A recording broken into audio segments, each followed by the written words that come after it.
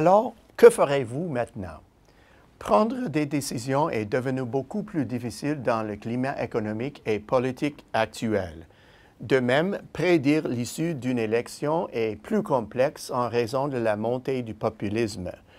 Les actions politiques et les déclarations bousculantes de vieux axiomes du commerce international font de la simple planification à court terme un exercice pour le moins laborieux. Dans un contexte de capacité plus serrée et de taux d'intérêt à la hausse, une grande partie de la population est confrontée à un nouveau paradigme. Peut-on trouver un sens à tout cela?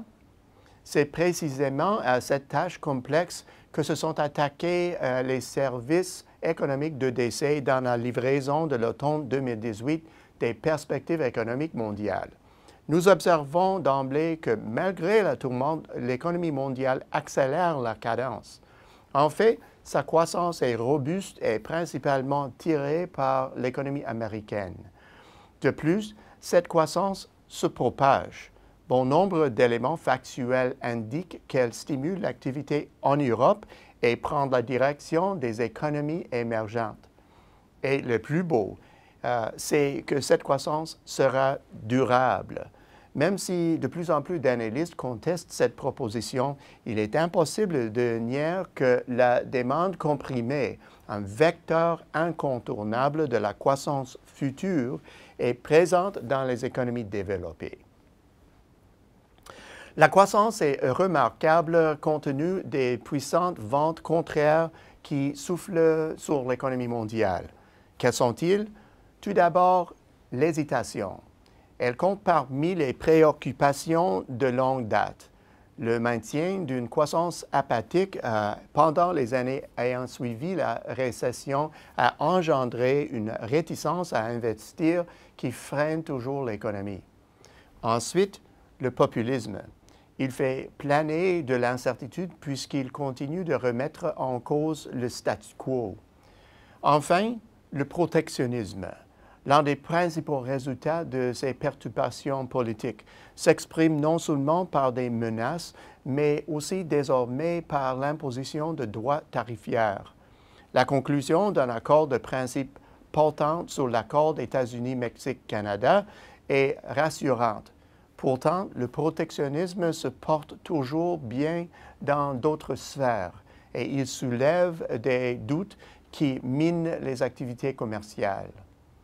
La hausse des taux d'intérêt, une menace plus récente à la croissance, aura une incidence moins marquée dans le monde développé.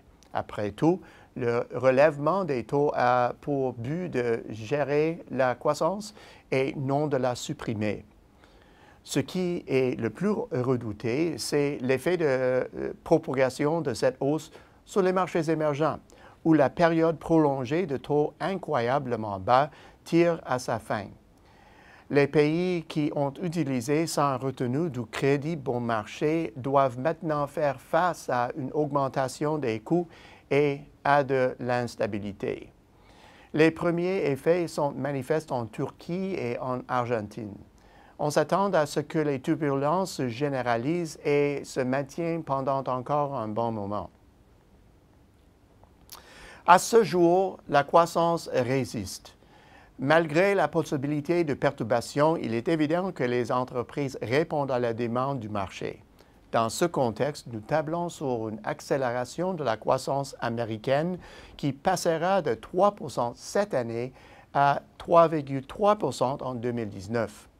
L'Union européenne, l'autre locomotive de la croissance mondiale, devrait connaître 2 années consécutives d'une croissance d'un peu plus de 2 %, soit supérieure au potentiel à long terme. Pour leur part, les marchés émergents afficheront collectivement une croissance de 4,7 % en 2018, puis de 4,6 % l'an prochain, car l'économie chinoise marquera légèrement le pas. Dans l'ensemble, la croissance mondiale maintiendra le cap à 3,2 % cette année et l'an prochain.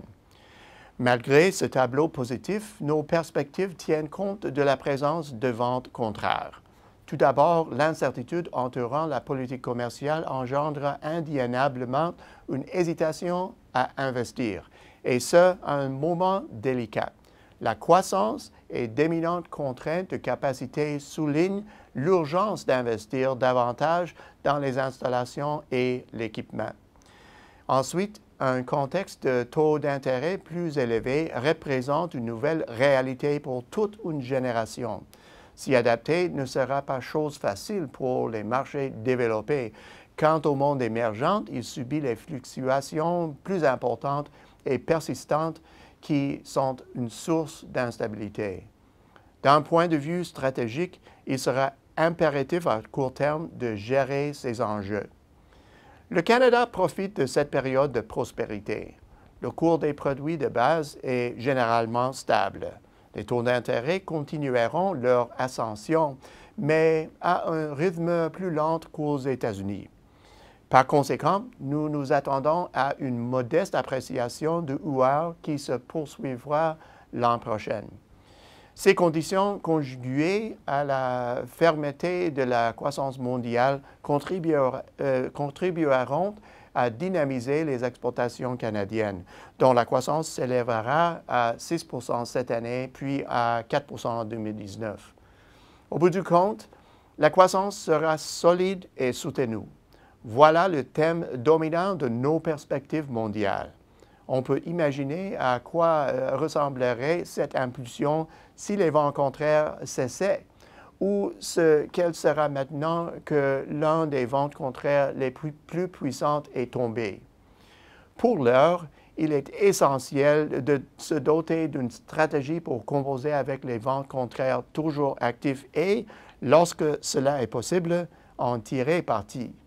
À la semaine prochaine, c'est Peter Hall.